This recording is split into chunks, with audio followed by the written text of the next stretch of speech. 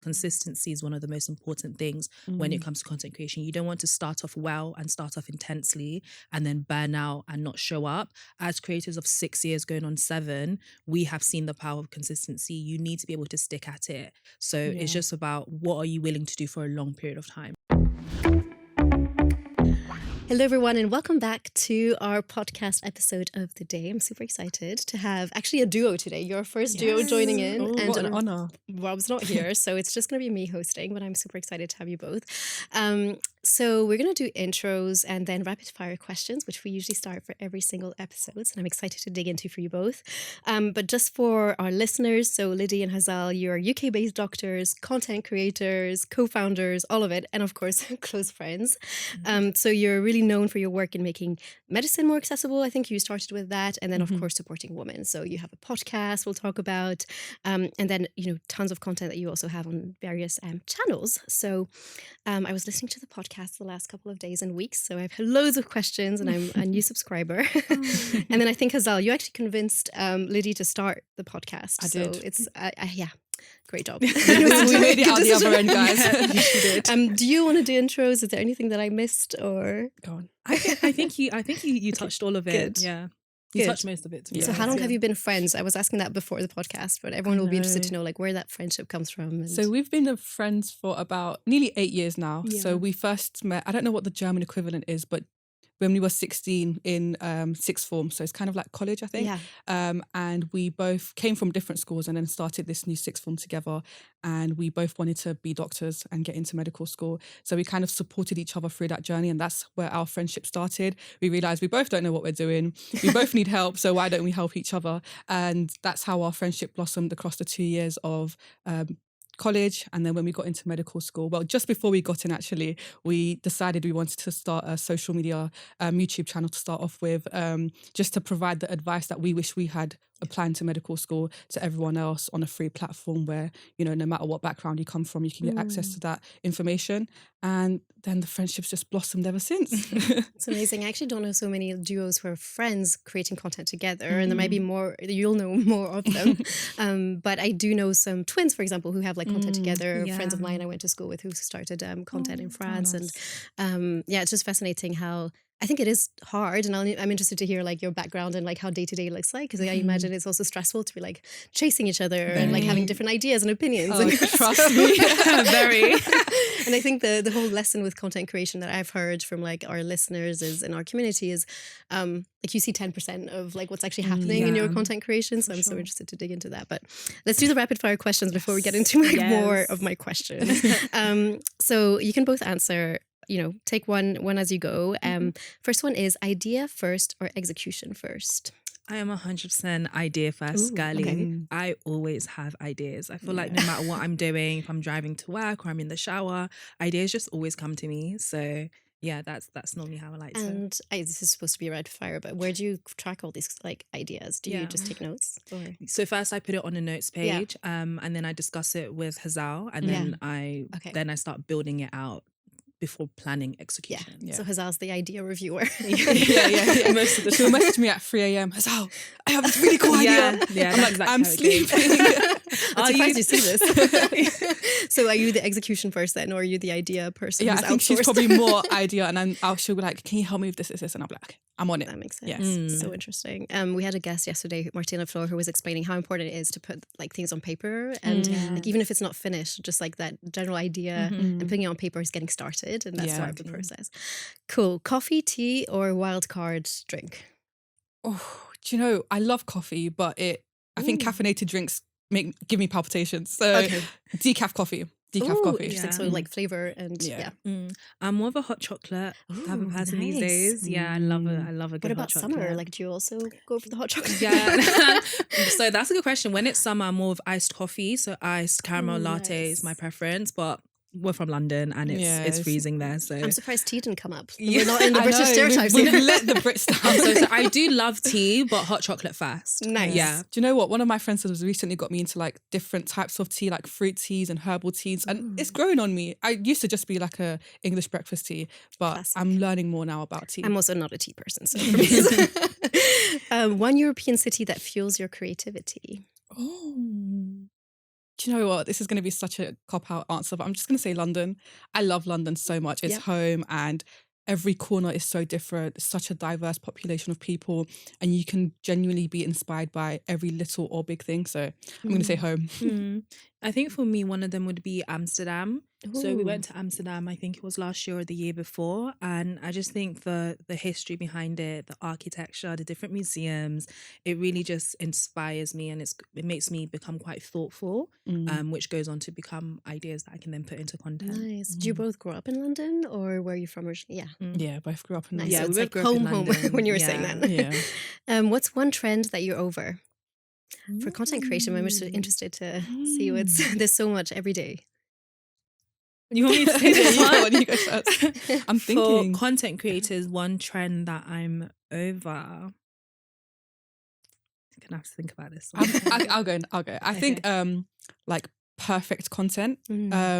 Sort of. I think we can see the trend on social media of authenticity up and being more genuine with your audience. And I think the whole like really prepped shots and putting the camera and then going to bed and then waking up for the clip. I think those sort of that sort of content is starting to become less popular and less liked amongst the audience, just because it's not realistic. And I think people really value authenticity now.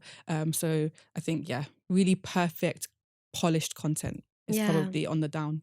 I'm gonna ask a super like trick question, but for listeners who are getting into content, what does authentic content mean to you? I think to me, authentic content means being genuine.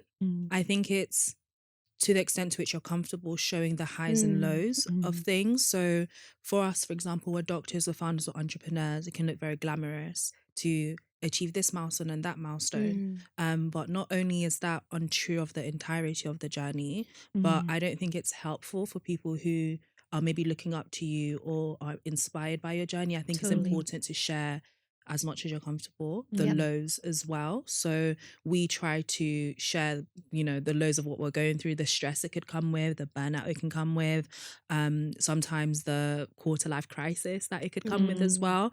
And of course, we're also in our 20s. So in adulthood, you're dealing with a lot. You're stressing out about the future, friendship, and we, for 2 years fresh out of university. So we try to share the lows as well. I think, I think authenticity is being genuine about the entirety of the journey. Yeah, it's interesting because when you were saying not polished, I was thinking more through like format, as in like the perfect editing, the perfect cut, like the perfect, and the content is also what makes it authentic. So it's not just like the format and the like shape it takes form. And I think it also makes it more relatable as well. I think the audience loves when they can see themselves, for the most part, when they can see themselves in the content they're watching, especially the type of content we make. And I think if everything's super polished and you never share the lows, it can be very difficult for the audience to resonate with that, and they won't necessarily be able to build that connection.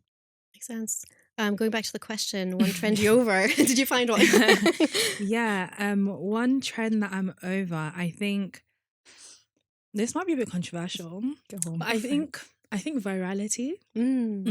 Yeah, I think obviously it's amazing when your content goes viral and it gets in front of a lot of eyes, but I do think sometimes there's such thing as the wrong virality. So sometimes where your content goes viral for the wrong reasons, or it gets in front of the wrong eyes, and that can actually, as a creator, affect your metrics. If one content piece blows up and does really well, but then because it was a one-off and it's not a representation of your usual content, it means that every content piece after that does really badly. And that doesn't always respond well with the algorithm. So I think that's something I'm kind of over, that type of virality that doesn't actually benefit you. Yeah, and chasing that, because I think a lot of listeners who are, and I think that's the mindset I'm going in as well for that conversation to be so useful, is we speak to a lot of creative professionals who aren't content creators necessarily and are trying to build their channels, and I think there's this idea that they have to go to viral to be successful, and I think success is a big like point you touch on with like your podcast and different like pieces of content. So I'm so interested to ask you more about what success means.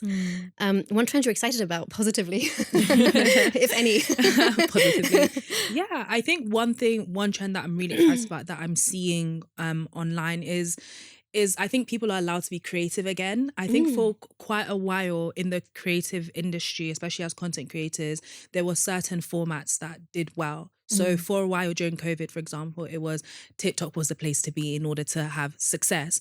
When we first started, YouTube was the place to be in order to have success. Then it was short form, then it was this. But I feel like now we're at a place where you can find quote unquote success in your own creative lane. It really just depends on what you want to do. It can be a horizontal format on short form. It can be purely carousels. It can be purely YouTube. There are so many lanes for success as a content creator. There's no longer just one definition, and I think that's really So exciting. interesting. Would you have advice for someone who is trying to build out their channels on where to start, or is your advice now all's open? Like you can just you can pick YouTube if that's your format. Yeah, I really do think that it depends on your capacity. I think that's one thing that I wish content creators would think about more when they first start. So for example, are you ready to commit to like one video a week for YouTube? I know that there's no guaranteed formula for growth or success in any platform, but generally a weekly video can help when you're starting off at YouTube. If you want to do more TikToks, are you ready to commit to more than one content piece a week? I think you need to look at your life and your capacity, because consistency is one of the most important things when it comes to content creation. You don't want to start off well and start off intensely and then burn out and not show up. As creators of 6 years going on 7, we have seen the power of consistency. You need to be able to stick at it. So it's just about what are you willing to do for a long period of time? Yeah, and I'm hearing commitment there too. Commitment, like that's a good what are word. you willing to commit to? And I think for a lot of people and listeners, it might not be clear to what they're committing to at the beginning. Yeah, Of like, it's oh, not. I'm just going to start, and so interesting. Which is good. I think just start, Getting but started. also start with the platform that you think you can commit to long term. Yeah, that makes sense. And Hazal, one trend you're excited about. I think sort of piggybacking off of what I just said, just people being really authentic, like sharing the very high highs and the very low lows, and it's not seen as cringe. It's not seen as like you're not looked down upon for being authentic, which is amazing. Whether it be someone's sharing a really difficult time they're having, or they applied for something and they didn't get the job, for example, people aren't embarrassed to share that, and I think that's amazing because it helps with that rapport building with the audience, and it also shows that we're actually all in this together, and we just need to get through it, essentially. Do you see that in the space where also content creators that you follow, are there some that you feel like you've been really inspired about who are really authentic, or where do you get that inspiration from, or do you feel like that's something you initiated as well within your community where you felt like, oh, I need to now?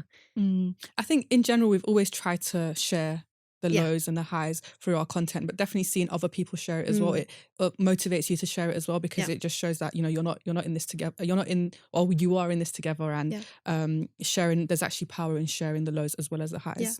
Makes sense. I think I know the answer to the next one, but solo creator or team energy? Solo creator. This is when we find out.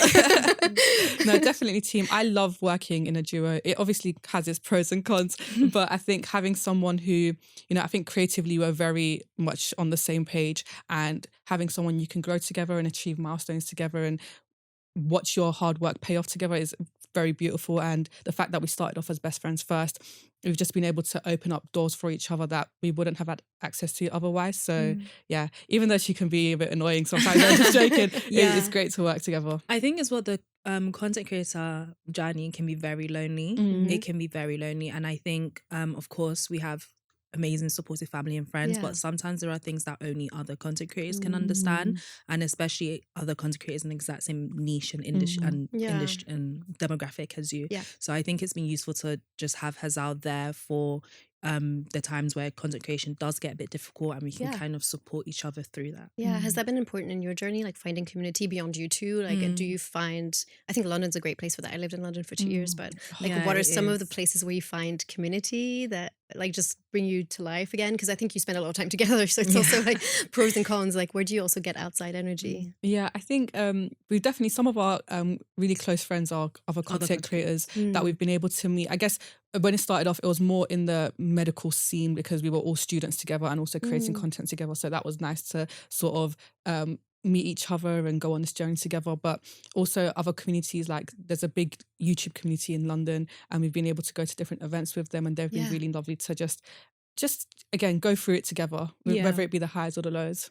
Bounce ideas off of each other, learn from each other. That's a huge thing. We love learning from other creators. So whether it's attending events where other creators are speaking about about their experiences like Creator Fest last year, where we met you guys and your Yeah. amazing team. That can be really helpful as Yeah. creators. Yeah, and I've heard that with creative professionals as well for a long time, and a lot of them don't have access to events. I think London's a very vibrant city, but Yeah. I think there's loads of online like places where you can find like your group and your forum and your community, which is exciting. But early bird or late night creator, and we talked about shifts and what your lives look like I as like know. doctors. So challenging. Honestly, I think I'm definitely more of a night owl, and I think you're definitely more of an early bird. Yeah, I mean, she has been now your night shifts. Yeah, and with work.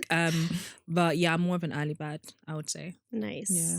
So that works well together. Good I yin and know. yang. I just my brain just doesn't work in the morning. It takes me like 3 hours to defrost. Yeah. But Lydie's up and ready. It works well until you have a content piece you need to sign off on, and Hazal is not getting back I'm like, to I'm you. still waking up. Yeah.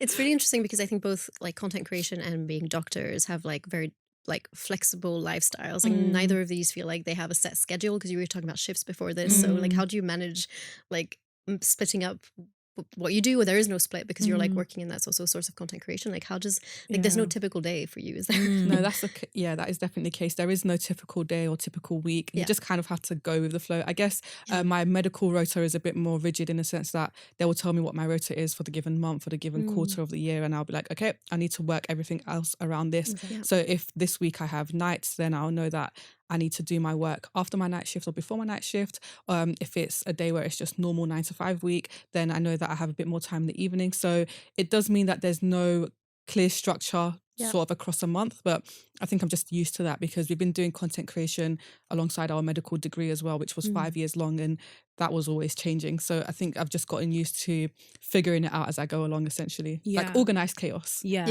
Organized chaos is the perfect way to put it. And in the midst of that chaos and the rigid structure versus the more flexible structure like content creation, I think we're just people who we try to plan in advance. We use our calendars, we use our we use our Notion, and we just try to plan in advance and be as organized as possible so that the work never gets on top of us. It's not always easy because sometimes content creation picks up or work is picking up, but because we have each other to lean on, it gets a bit easier to and your schedules don't add up sometimes, right? Because like you might have a different shift, and then that's wild. Yeah. So if two people can do it, organize, a solo person can also do it. I think that's a good way to put it. Work from home or in an office / studio? I would love to be able to work from home, but as soon as I see my bed, it's game over. It's game over. Or I see the kitchen and I get distracted. So I like to take myself out of my home so that when I do come back home, I can actually relax and rest. So yeah, I love a nice co-working space or a nice coffee date with whoever it may be to get some work done. Yeah, we tend to use a lot of co-working spaces. Nice. Have you ever lived together, or is it that like do you live together now, or how does that look? We have we have lived together, but everyone thinks we live together because we're always with each other, but we actually don't. We just used to live very close to each other, like 5 minutes away, like a 10-minute drive away from each other. Now we live a bit more further apart, maybe like 30 minutes 45 minutes away, not including the fact that Hazal now works in a different city. Interesting. But when she's home, like in London, we're 30 minutes away, but she's currently working in a place called Coventry. It's a few hours from London. So we don't see each other as often anymore. But we have lived together in the sense of during medical school, at times our placements would be in hospitals that were quite far from London. So we'd have to stay there for a bit. So in those type of situations, we lived together. We also went to Malta together for a month for medical school. So we lived together in that situation. And we lived together in Malaysia for a month. And in Malaysia well. for a month. Yeah. Wow. So in pockets we've lived together. So it doesn't help that your workplace is also not in the same place, right? I know, like you've also it doesn't ended help. up. Okay, interesting. Did you study in London, or where was it? Okay, we studied in London. Last question is best creative advice you've ever received, or just general creator advice? I think the best creative advice I ever received was from one of my content creator friends, and it was a time where I was super burnt out, and it just felt like nothing was working with content creation. No matter what I was putting out, it just wasn't hitting the right audience, or people weren't seeing it, or you spend hours on a video and then you get like 2 views. I was so demotivated. And one thing she said to me was, as long as you keep creating content, it can only ever go up. If you stop creating content, then by default you're static. You know, you miss all the shots you don't take. Whereas if you just keep going at it, even if nothing is moving now, there is a chance, whether it's 1%, 5%, or 20%, that Right. something will move in the future. Yeah. So just keep going. Yeah, Mm. that's really good advice. And he's giving yourself the chance that the content is out there and Yeah, gets seen. Or, exactly. Yeah, and I think I'd say, in addition to that, I'd say for the most part, people tend to focus more on their own lives than on your life. Because I think, especially when you're starting off, you could be so caught up in what other people think, what my friend's going to say is cringe. I don't want to talk to the camera. And it's definitely a big challenge you need to get over. But I think as soon as you realize that people are a lot more focused on what they're doing than what you're doing, or they'll care about it 1 minute and they won't care about it the next minute, it's really freeing, and it gives you the space and the opportunity to actually explore your creativity and post exactly what you want to post without being too fixated on what other people think. I know it's very difficult, and I'm 6 years down the line, so it's easier for me to talk about now, but it was definitely a hurdle I had to get over. But once I did, it's just so much more freeing, because you can genuinely do what you want now without thinking, what is so-and-so going to say, or is this cringe, or is someone going to look at my video and laugh? Because we had that as well, but we just had to take it on the chin, and now we're on the other end. And I'm so glad that we didn't let that stop us, because we've had amazing opportunities like filming with Adobe that we wouldn't have had if we stopped producing content. So I know it's difficult when people are like quote unquote judging you, but you just need to understand that they're just being bad vibes, and you just need to step away from that essentially. So let's talk a bit about that journey. And I'm sure you get asked often, like, how did you go from like medical school to creating content, and like the realistic, like tough days of like your content's not picking up, or you were doing it. Like, what was the reason for starting content? And then like, what was some of that journey at the beginning of, you're just doing it for yourselves and you really enjoyed it? Or did you ever expect that it would get like bigger and picked up? Yeah, I think so. When we first started, Hazal and I studied at different secondary schools. So that's the school you go to from, I think it's 11 to 16. So I think it's high school. Yeah, high school in some places. And we went to public schools in boroughs in relatively deprived boroughs.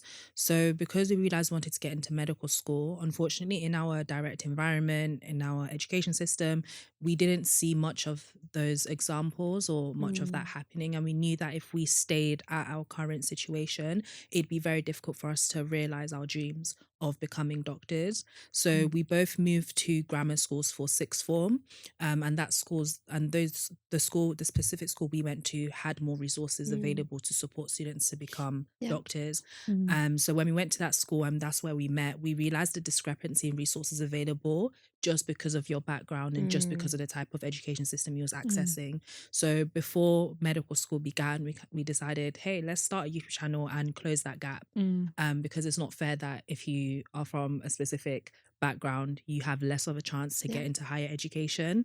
That's where our channel came from. We started our YouTube channel at the time, and from that point on, I think the priority for us was to impact, to help somebody, to make content that meant, YouTube is free, it's available for everyone. You don't need to pay to access it. You don't need to move geographically to access it. That was our priority. But I think as time went on, that impact continued to be our priority. But we also realized that, this could go further.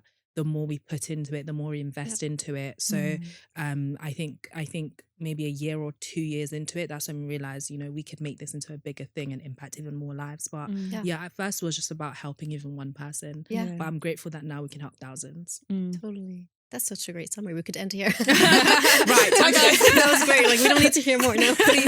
Hazal, does that resonate? Or like, what was the beginning of the journey for you?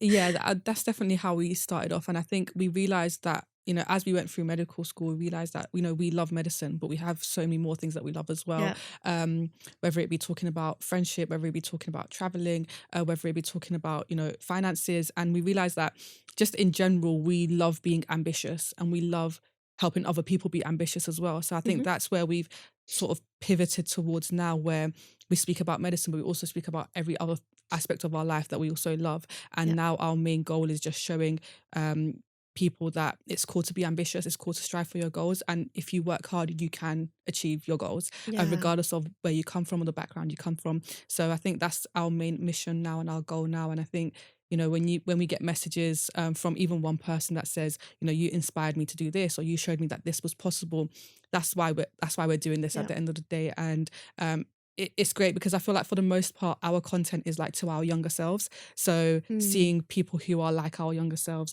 benefit from the content we produce is really heartwarming. I really like that you started with purpose. And I think that's something that maybe people going into content creation don't really have yet. And they're like, oh, I just want to create content, but I don't know, it just feels like a lot of people are doing that. Like, how do you find that purpose? And then I'm also interested in like, how did it change? Like, did you have people who were like more interested in your medical content, and then actually also women who are coming in and want to be inspired and have like, you know, tips and advice? Like, is your audience quite split, or like, how did that evolve through time and with you? Am I taking this one? I think sorry, what was the first part of your The question? purpose part. Yeah. Purpose. I think, we definitely started with that main goal. I think we had the idea of what we wanted people to take away from our content, and then we started producing content. And I think that's really important, especially on the difficult days. I've had days where content creation has made me cry, made me angry, made me frustrated. But when you remember the purpose, why. when you go to the why, when you sort of have when you zoom out and think about why you're actually doing this, it helps you through those really difficult days. Like Lydie mentioned, even though we're a duo, there can be days where content creation is still quite lonely. So having that why almost roots you and grounds you on the days when it's really difficult. And that would be my main piece of advice for people who are starting off. Just, you want to make content, which is great. You want to explore your creativity, but take a week, take a month if you need, and think about, what do you want people to feel when they watch your videos? It could be just entertain. You want them to laugh. That's great. That's your purpose. You want to entertain people. It could be you want them to be informed about a certain topic. What is that certain topic? Is it ambition? Is it education? Is it finances, property, whatever it may be? And there's lots of different other contents that can exist as well. But so what is the main reason or main feeling you want people to take away from the content you create? And then you can work from there. I think if you start off without purpose, first of all, it's really difficult to stay committed, because one video a week or even 3 videos a week can be really difficult to commit to when you're starting from zero. So it can help motivate you, like, okay, I just want to entertain someone, so let me just make this funny video, or I just want to inform someone, so I could just put up the camera and talk about university for 30 seconds or whatever it may be. It can help you stay consistent, and it can also keep you motivated in the down days. I think that's why purpose is really, really important. Yeah, and it reminds me of the authenticity piece you were mentioning before, which is like, it's easier to be authentic when you have like purpose and you know why you're doing it. Like there's something in there that I feel like resonates. Definitely. And then in terms of like the journey of like how your audience evolved, did you see change? And like, how is it currently looking? Do you have a lot of women listening, or also hopefully also male listeners who are interested in like your content? I think when we first started, our mission was to democratize higher education. So no matter what background you come from, you can get into medical school as well. And I think at that time, there wasn't a particular background or demographic we were targeting. We just wanted to put the content out there. But I think it was always predominantly more females than males who watched our content, because it probably resonated with us being females. But I think maybe the split at the time in our analytics could have been 60-40 on YouTube. And then from YouTube, we then started creating content on Instagram. We became multi-platform content creators. Instagram, TikTok, we're everywhere these days. And I think now that our mission has changed from being about medicine, specifically education, it's now about democratizing ambition, because I think that perfectly sums up our entire journey. It's not just about you can get into any medical school or education system you want. It's you can have the dream life you want, no matter what background you come from. So because social impact has always been the consistent thread, I think even though our content is slightly pivoting away from one specific thing, and when we have more of a holistic approach, I think our audience is still resonating with that, because the thread is the same. It's all about social impact. It's all about democratizing ambition one way or another. So I think now, I would say, now that we are explicitly targeting ambitious women building from scratch, our podcast Boldly Ambitious is for ambitious women. I would say that the split is maybe 80-20 now, 80 more women, 20 male. But I would say the age range is still about the same. So maybe 18 to 24. That's always been our the audience that we attract. Yeah. And I think what's really beautiful is that the audience we started off with when we were 19, obviously they were however old they were, 6 years later, they've grown with us as well. So some people will be like, I've been watching you since you were at university. I've been watching you since you were at school. And I think that's really beautiful as well, because they've grown with us and they're going through different life stages with us as well. So they might have started off following for medicine, but now they're following because they also want to do X, Y, Z and achieve their dream goals. So yeah, it's really beautiful to see like- that transition. I've seen this in like vloggers a lot, where like their audiences on YouTube like grew with them, and it's Yeah. amazing to see like, oh wow, they now have a family, and they still have like they post like motherhood like Yeah. content, and they're like people are interested too, and Yeah. I love that.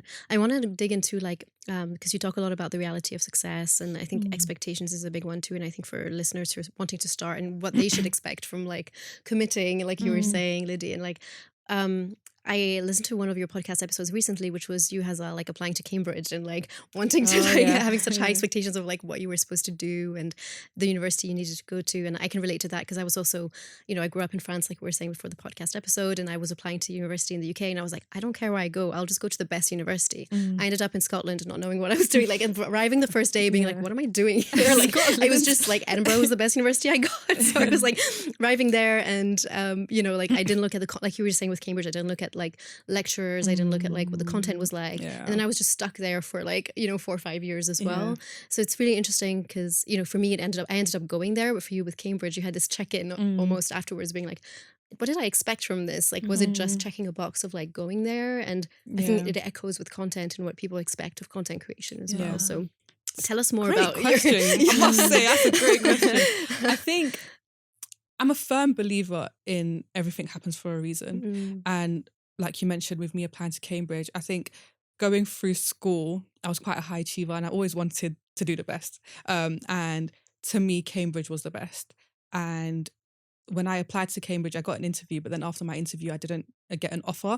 And I was heartbroken. I was truly heartbroken because until that point, everything I had tried to achieve, I had achieved. So I hadn't, and not achieving that, I felt like a failure to myself, and I also felt like I had let everyone else around me down as well.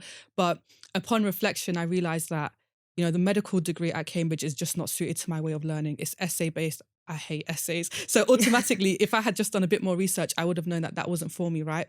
And also, it's a really academic degree as well. Obviously medicine is academic anyway, but specifically at Cambridge it's very, very academic compared to where we went in London called Barton in London, where it's a bit more mix of the both, academic and in person as well, with patient experience. And I realized that if I had done a bit more experience, I would have known that Cambridge is great, but there's also other great universities I can go to where I will have a great experience. And if I hadn't gone to Barts, we wouldn't have started content creation, and I wouldn't be where I am today. So that's why I say everything happens for a reason. And I think that it links quite well with content creation as well, because you might want to post a video and immediately go viral and get hundreds and thousands of followers and 10 sponsorships in 1 month. But is that truly what you need at the time? Because me and Lydie always say the opportunities we're getting now, if we had 3 years ago or 5 years ago, we wouldn't have been able to deal with it. We wouldn't have been able to steward the blessing well, like we were saying the other day.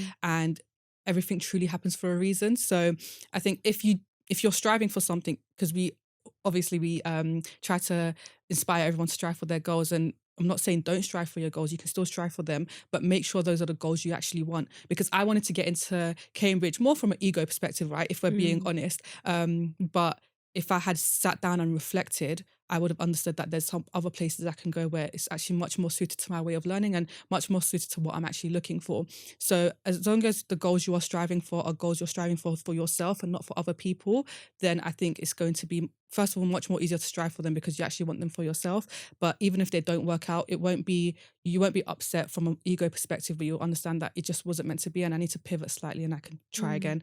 That was a bit of a ramble, but yeah, what do you think? You don't want to spend your whole life pursuing a version of success you don't even want. Yeah. And I think that's really important for us as content creators, because Hazal knows this, but for the longest time, also, I think this is because of from an academic background, but being from an academic background where if I study really hard, I will get the A star. If I do this, this much, this is the exact result. You know what the outcome's going to be based on the input, but the creative industry is a whole different ballgame. Yeah. It doesn't matter how much work you put in or how strategic or you are with certain things. You can't guarantee certain outcomes. So for me, it was a huge shock. I thought if I'm consistent, if I show up every week, I study. X, Y, Z, right?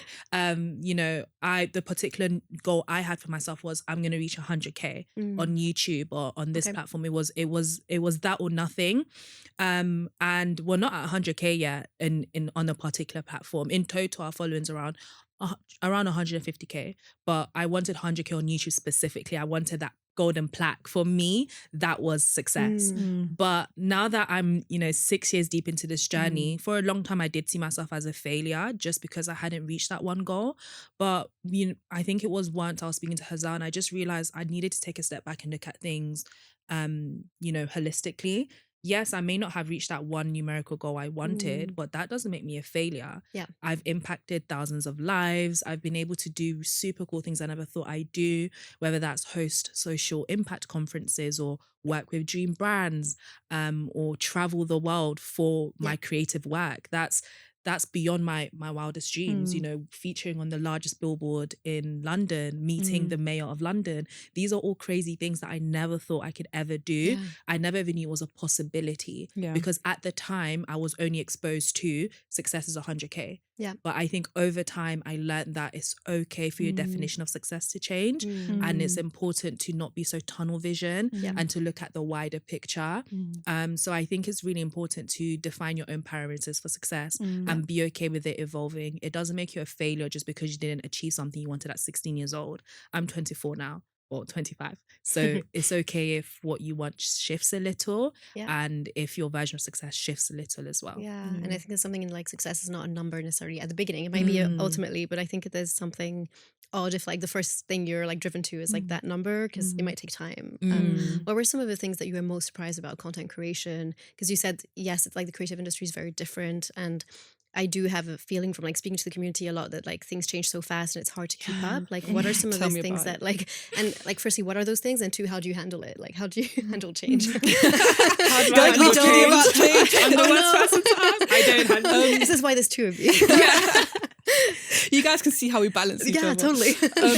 I think, do you know what? I love the creative space. I think it's an amazing space to be in. And I think, in contrast to the traditional space where, it's been there for hundreds of years and there's sort of a clear path you can take. Like even with medicine, right? It's hundreds of thousands of people have done it before me, and there's a clear path you can take if you want to reach your version of success within the medical field. But the creative field is so new and it's ever changing, which has its pros and cons, but it just means that there is no real clear blueprint for success. But I choose to see that in a positive way because it means we can all truly do what we want in this field and just produce the content we want and see where it goes. I think content creation is ever changing. For example, short form content just came out of nowhere one day and now everyone loves to post short form content, or that's the main place where people see quite a lot of growth, I would say.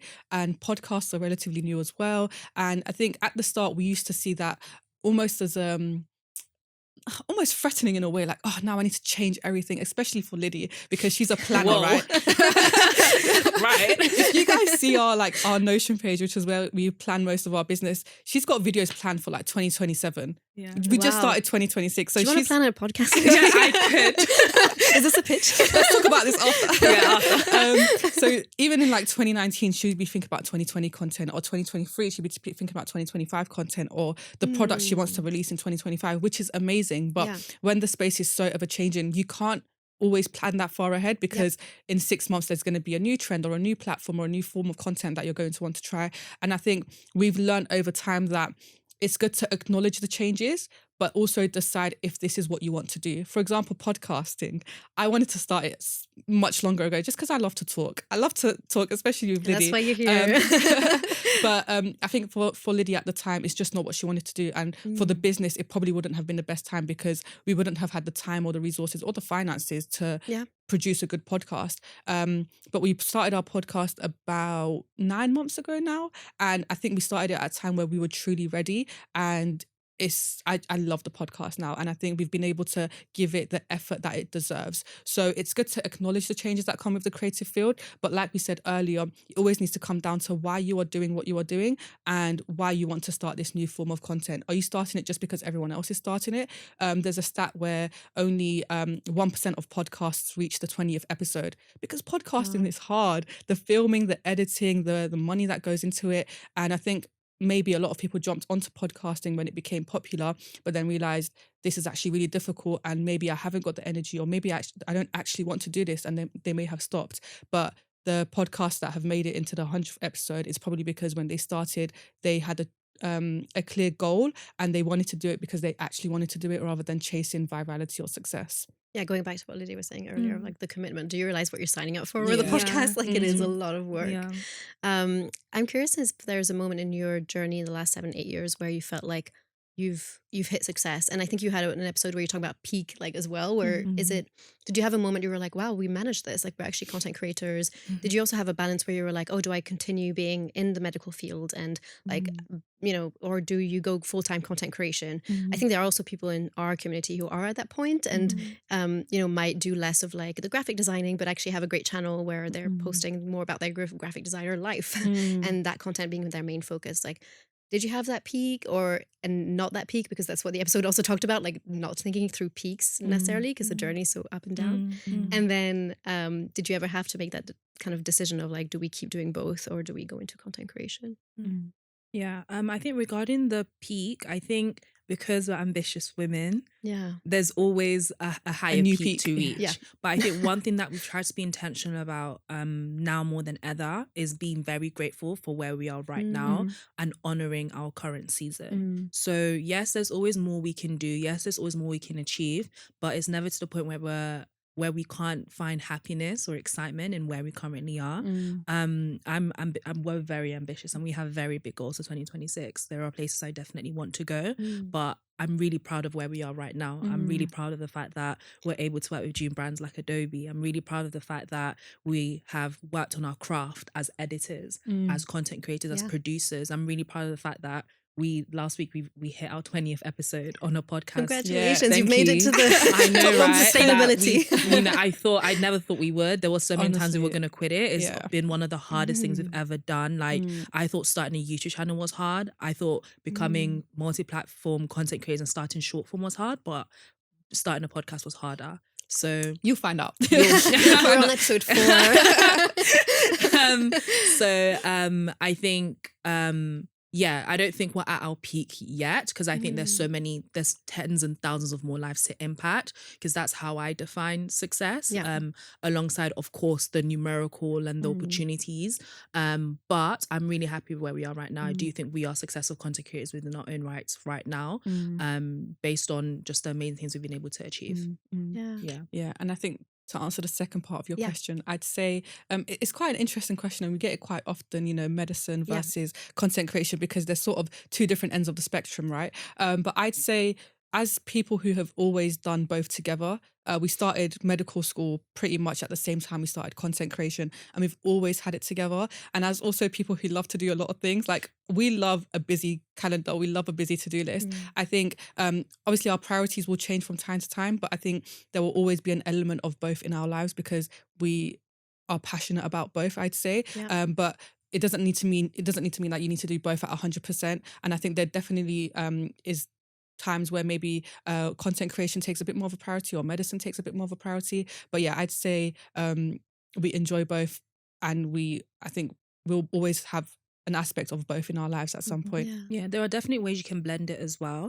So as people who we really care about health and well-being, and we actually see how that can influence someone's life based on their social background and demographic. So social impact and social mobility plays a role in that as well. We're able to mix it with the two. So we were saying earlier, next week we have a sustainable ambition / women's health event. So that's an example of where juggling multiple hats, we can actually bring this together. We can bring our background as creatives and create and content creators with health and well-being, which is what we care about as doctors. So there are times you can merge it, but I do think I understand why it can be difficult for content creators and why sometimes they come to a point where they need to make that decision. And my advice to anyone who's at that point would be, what do you actually want to do? When you wake up, what are you excited to do? You may realize that, content creation is what I want to do forever. And I think, based on who you are, I'm someone who I'd want like an emergency fund in place, because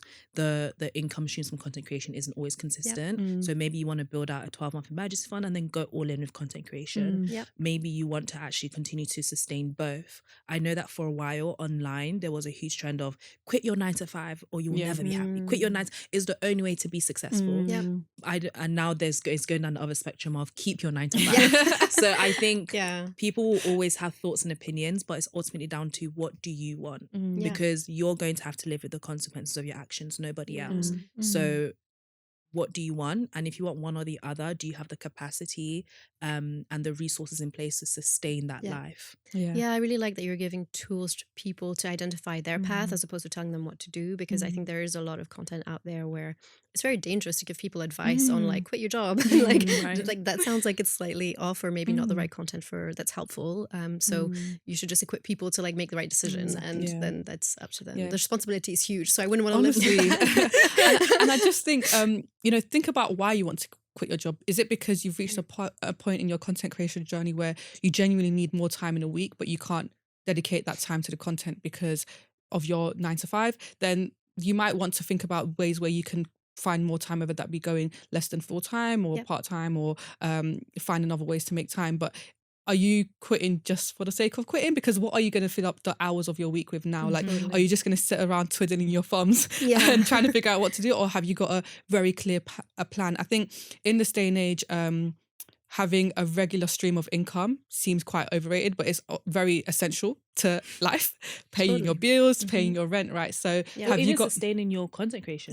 Exactly. So have you got a clear financial plan? If you did quit your 9 to 5 or your day job, and have you got a clear plan with what you're going to do with your content creation journey when you have this more time? Because if you're not going to change anything, then maybe you're finding excuses in your day job rather than actually changing your systems around to make things work whilst you still have your day job. And it might just be you need another job. Like that job might be the problem as opposed to like quitting entirely. Or you need to hire an editor. Get help. I think it's more sustainable. I think people need to be more willing to exhaust other options and other solutions before going into the most extreme. I think we're quite risk averse. I don't think we're risk averse, because I think we're really as content creators, it's risky. You don't know. Starting the podcast was risky. I think you never know the exact outcome of things, but I think we try to make educated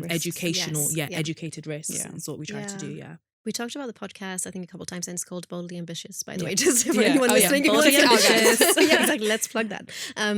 How do you handle, because you were talking briefly about like the different channels and like investing in a podcast and the risk or commitment of that. Like what's your best advice in terms of like a creative professional or someone currently in a job who wants to go into content creation? Like, where's the best place to start? And like, is there a specific format or like channel that's like the easiest or the one that makes most sense? Or does it just go back to like, what do you enjoy? And like you were saying, or your purpose, where like a specific type of content lives better in a specific channel? I think regarding the easiest, I think if you just want to start, I think if we lower the barrier of entry, short form is an amazing place to start. TikTok especially, where you can just pick up the phone and just start talking. I think it's important to lower the barrier of entry. You don't want to make up too many excuses and hesitate and delay your future and your potential success. But I think in our situation, we had the capacity and the resources to be able to do YouTube, and we were able to commit to one video a week at the time. But I think if it's about lower the barrier of entry, I would definitely recommend TikTok. I do think there are people who say that Instagram is currently like the best place to grow if you want that quick growth. So I think you just I think TikTok or Instagram if you just want to get started, but also be very open to the fact that your journey may not work out exactly how you expect it to. We see the overnight successes, but it's not everyone who picks up a phone who will get 10K tomorrow. Yeah. So I think also be willing to be patient with yourself in the journey as well as you figure out your content style, how you want to show up, and also the chosen algorithm you decide on. Yeah. And Go ahead. I think as soon as you start, you will learn more about yourself as well as a creator, because you haven't been a creator yet. So you don't know exactly what you're looking for or exactly what sort of content you want to produce. But I think when you start, then you'll figure out, okay, I actually like this, but I don't like this. I want to do more of this and I want to do less of this. And I always say, like, there's quite a famous saying by a UK creator called Ali Abdal, who says your first 100 YouTube videos are going to be crap. Like you're not going to want to look at them again. And that's quite difficult to hear, I think, as a new creator, because what do you mean I'm going to create 100 videos that I'm not going to like? But I think it's similar in for short form content, in a sense that your first however many videos just won't be that good, because the more you learn, the more your videos will get better, your camera presence will get better, your editing will get better, your style of content will get better. But the only way you can learn that is by actually doing it. You don't learn to swim by looking at water. You don't learn to drive by just sitting in a car. So you need to actually swim. You need to drive. You need to actually start producing content and press that upload button. One of my friends wants to start content creation, and we've had so many discussions about how she can start and how she can get just release her first video, but she still hasn't released it because I think she's trying to be too much of a perfectionist. And I think perfectionism, especially at the start, can just delay you from just doing it, just getting started, just pressing upload. And I know it's easier said on this side of the table where we've already done that, but honestly, just if you want to start content creation, just set a goal by the end of this week just to press upload. Yeah, I think as creators, this is how I look at it. I think there comes a point where quantity over quality, but then as you progress, you will get to a point where you will realize it's now time to switch and prioritize quality over quantity. Super interesting. For every creator getting started, I strongly believe that it's quantity over quality first, because you cannot get better at anything if you only do it once. Repetition is how you get better, whether it's content creation or studying or work, or even speaking like this on a podcast. We had to practice multiple times on our own podcast and get better eventually, and we will continue to do so. So I think when you first get started, I think you should prioritize quantity over quality, regardless of your chosen platform. Obviously, it doesn't mean you shouldn't try and look at best practices. I don't believe in reinventing the hamster wheel. Look at what's working and just do that. So if hooks are working, there's a reason why hooks work. Try and add a hook to your video. If people are filming with their iPhone in a certain position for YouTube, try and do that. But as you get started, put the perfectionism to the side and prioritize quantity. And then as you continue to develop and learn about yourself, like you said, because I think at the end of the day, there's a version of yourself you haven't tapped into yet, because you haven't been exposed or been a creator for that long to tap into that version. You will meet that version of you eventually, whether that's 2 years from now, 1 year from now, 6 months from now. And then at that point, you'll realize, okay, I'm now confident and comfortable with how I'm showing up. I should now start prioritizing quality. And that's when you start looking at, do I have the financial resources to maybe upgrade my camera, or to maybe get an editor to help me with my hooks? So everything is a system. And I think you just need to be able to work through that system and stay there long enough to work through the system, because some people give up too quickly. And it's interesting because 100 videos is a lot. Like that sounds really intimidating, especially if you look, and I had to look back at like the 1 video a week kind of like, metric. Like where does that come from for YouTube? Like where does the 1 video a week come from? And like why 1 a week? And then that could take like 100 weeks to get to like a point where you're good at it. So like someone listening will be like, that's going to take me like 2 years. And maybe that's the realistic, like give yourself that amount of time to also be patient. And that's something like, I'm hearing from you, which is I'm very much like end goal versus enjoying the journey. And like the whole like lesson here is like enjoy the journey, because you'll never get to an end goal of like I made it and I made it to the 100K subscribers or whatever. So where does that come from for YouTube specifically, if we look at that channel? I think no one fully understands any of the social media algorithms. Goodness, but great advice. I think anyone who says they fully understand it, don't buy their course, guys. No one fully understands it. But I think there's been enough YouTube videos out there now that people have looked at the patterns and have looked at the fact that the YouTube algorithm likes, consistency and consistency in the form of at least 1 video a week. It doesn't mean you have to do 1 video a week. I know people upload twice a week on YouTube, etc. I know people who start with one video every 2 weeks because that's all they can do when they first start, and that's fine as well. But I think people just looked at the data of how many YouTube videos have been released and by creators, and they just saw that people who release videos once a week minimum, it does set you up for success more, because you kind of need to look at it like a lottery. The more chances you're giving yourself of success happening, the more likely you are to be successful. Yeah. So And I that's how I also see it. think the algorithm that no one knows about on all these different platforms, the more opportunities you give the algorithm to pick up your content and share it with others, the more likely you are to gain new followers and essentially gain more success, if that's what you want to define it as. But yeah, if you only produce one video a month, that's one chance a month that new people can see your content. But if you produce one video a week, that's one opportunity every week where people can see your content. And with short form, some people do it once a day. One video a day is too much for me, but Sounds like a lot. yeah, but we probably do like 3 to 4 content pieces a week, and that's 3 to 4 opportunities when new people can, or the current audience can, see our content, and the algorithm can decide if it wants to share it with more people or not share it with more people. But I think, yeah, the more opportunities you give your content to be reached by new people at the start, the more likely you are to start seeing a return for the effort you're putting in. I'm curious to know, when you do speak to like content creators or people in your community, what's some of the biggest themes you hear are like blocking them, or feels like, is it motivation? Is it commitment? Is it just confidence? Because I think confidence comes up a lot for also like professionals who are like graphic designers or editors, like, or perfectionism. I think that came up as well. Like, what are Yeah. some of the biggest? And I think because you also speak to so many women, like, are there some specific like female traits that we hear which tend to like stop them in their creator journey? That's such a good question. I think burnout is one of them. Oh, interesting. Definitely. Burnout, Burnout. Especially because, like Lydie was saying earlier, you can put in hours, you can have endless sort of late nights editing content, planning content, and then still your videos don't do well, or they don't reach the audience you want it to reach. It can be quite disheartening, and you can think that all your effort was in vain, or you don't achieve anything with the effort you've put in. So therefore, it can, and if that happens again and again, it can make you feel burnt out and make you feel like, especially with the ever-changing nature of social media, you feel like you just perfected a certain type of content, and now people have moved on from that content. Actually, they don't like it anymore. So now you need to perfect a new type of content. And when that happens again and again, you can sort of be like, why am I even doing this? Because it's quite demotivating. And that's when the why comes in for me. That's what helps me, because it definitely is demotivating, and it can make, I have felt burnt out in the past. But when I remember,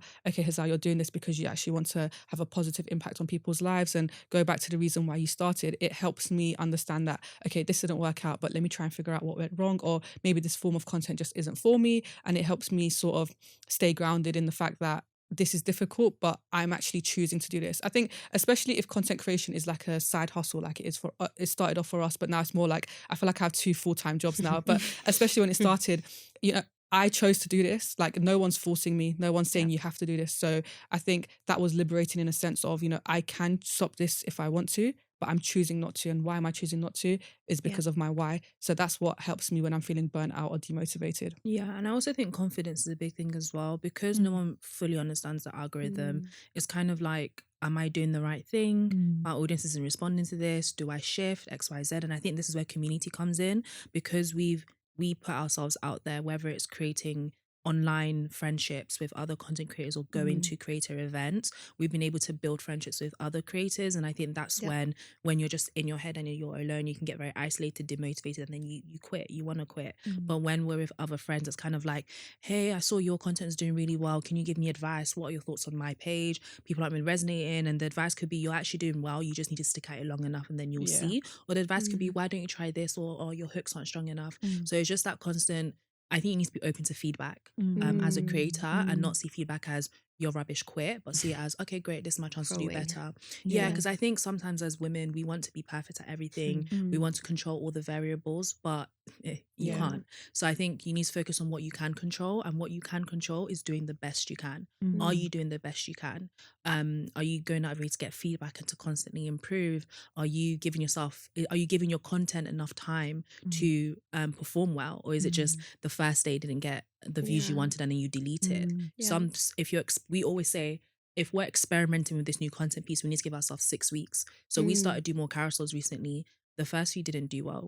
We said 6 weeks, so we released a bit more, and then I think the third picked up and performed really well for us. So I think focus on the variables you can control, which is doing your best, and try and get a community or learn from other creators. I think this type of podcast is so useful for people who may not have that creative community yet, to learn from what are other creators doing to sustain their success as creators. And there's something there with like persevering, which I'm here, like the 6 weeks are such a great tip of like, just give it's like some runtime, try and make it happen, and not like, be too impatient. And I think with burnout, there's also a feeling of, which I can relate to, of like trying to do everything and trying to do all of it at once, and then like focus can really help in being like, I'm going to try and do this for 6 weeks and see how it goes, or just pick that one channel and not like go super thin on everything. We're getting towards the end, I feel like, timing wise, so I was just going to ask, I know it's going by so fast. One topic you mentioned before the podcast was the event you're doing next week and International Women's Day.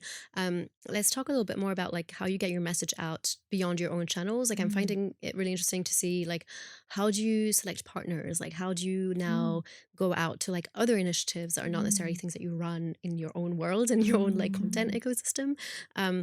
How does that look for you? What are some of the initiatives you're doing and projects like the event, and why? Like, what's the purpose again?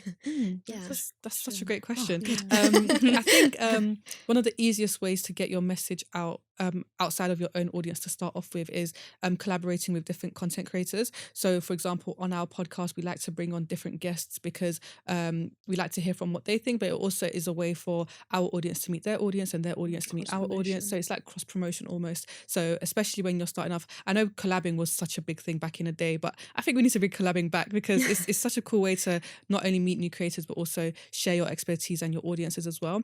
And I also think something we've gotten quite good at is just asking. So we just reach out to companies that we like or to platforms that we like and pitch an idea of, we think this is great. We think your audience will love it. We think our audience will love it. We should do this. And it won't always be a yes, but for the most part, people can be quite open to the idea. And, we've got this new, or not new, but we have this thought process, which is, the worst they can say is no.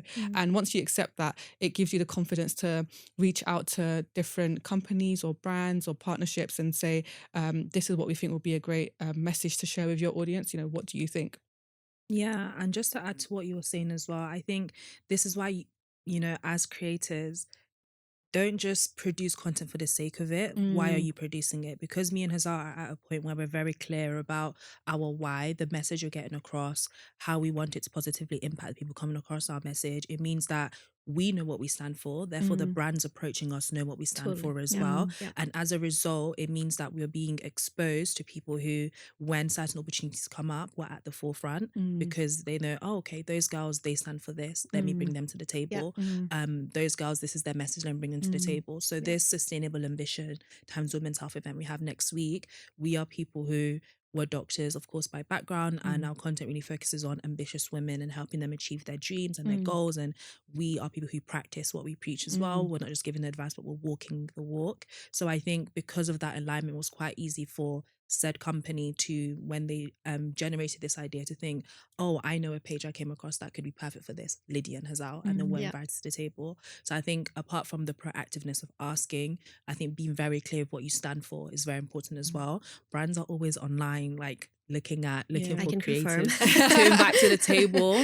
You never know who's watching your content. So just present yourself in a good way, present yourself in an authentic way, and sometimes opportunities will just find you. Yeah. And I also think, there's definitely been a shift in the creator world where brands and companies and just the world in general are sort of recognizing the impact that the creator economy has. Like, so many companies have social media teams now. That wasn't a thing 5 years ago. And I think this shows that, brands really, really care about the creator economy and creators. And if they have a social media team or if they have partnerships, they're going to need creators to run these partnerships with and to run these events with. So, I think especially now, no creator should ever think, but that brand wouldn't want to. You might not be the specific creator they're looking for, and that's okay. But every brand or most brands are looking for creators to work with. So I think if it's a brand you're aligned with, or it's a message you think the brand will be aligned with as well, the worst they can say is no, you know? Can I also say one more thing? Of course. It's also important as well to consider the brands you're not aligned with. Mm. I think people are very quick to be like, brands, sponsorships, partnerships, they're all amazing, but you need to know what you stand for, because you also need to know what to say no to. Mm-hmm. And that's definitely Yeah. something that we didn't even realize we had to learn to do well in our creator journey. There are some brands who approached us where it was a great opportunity, great financial incentive and impact as well, but it just didn't align with who we are, Yep. how we present ourselves online, or even the message we want to get out in the world. Yeah. At the end of the day, the brand you're saying yes or no to, when dream companies are coming across you to invite you to certain things, they're going to look at what you stand for. And if you're associating yourself with brands or partnerships that doesn't align with where you want to be long term, it will also impact your long term opportunities. So don't be afraid to say no. I think is very important. I used to have a lot of people pleasing tendencies. I think sometimes I still do, but I think as women especially, we need to get more comfortable with saying no. There's absolutely nothing wrong with it. It makes you more aligned. And it goes full circle back to like the purpose and goal. So I love that you mentioned that again, because from, coming from Adobe, I fully resonate with everything you're saying. And I think we've had people say no, and I think it's really helpful because they're like, actually the content you're looking for is not going to do well on my channel. And that's not beneficial to either of us in this conversation. And then it is easier. We do spend a lot of time online. It's easier for us to find people who align immediately, as opposed to starting that conversation and finding out like 10 weeks later that it doesn't work. So I think, yes, alignment just presents you as a content creator so well, and make sure you stand out, and it's easier for the brands to identify that. So I can really resonate with that. What are some of the other exciting things that are happening this year? Anything you want to shout out? And then we'll share your channels as well, of course. Anything exciting? I'm on the spot now. Anything you can already talk about? Yeah, goals. our podcast Boldly is the Boldly Ambitious podcast. We really want to build it into a platform, into a network, like the Boldly Ambitious media platform, where we're not just equipping ambitious women with the resources to achieve their dreams through the podcast, but also through in real life events as well. So we're definitely planning to partner with brands and companies that we resonate with in order to help make their dreams a reality, whether that's through supporting with financial literacy, or supporting with health, well-being and movement, or supporting with creative confidence, whatever ambitious women want to find success in, even academia. We really want to do more in real life events to help make that a reality. So people should check out Boldly Ambitious podcast on all audio and visual platforms, and our main pages as well at Lydie and Hazal on all social media. To see what we get up to. I'm really excited. I think this year's going to be great. And I think we just want to create a space, or continue creating a space, where ambitious women can come together, learn from each other, meet each other, and just we can all grow together, essentially. That's the aim. Great summary. So we'll close it there. Thanks everyone for tuning in. We're going to be back with episodes every week. So it's going to be a busy schedule. More creators from the UK, more creative professionals. So huge thank you, and we'll see you next week for the next episode. And thanks Thanks for for having us. It's been an amazing chat.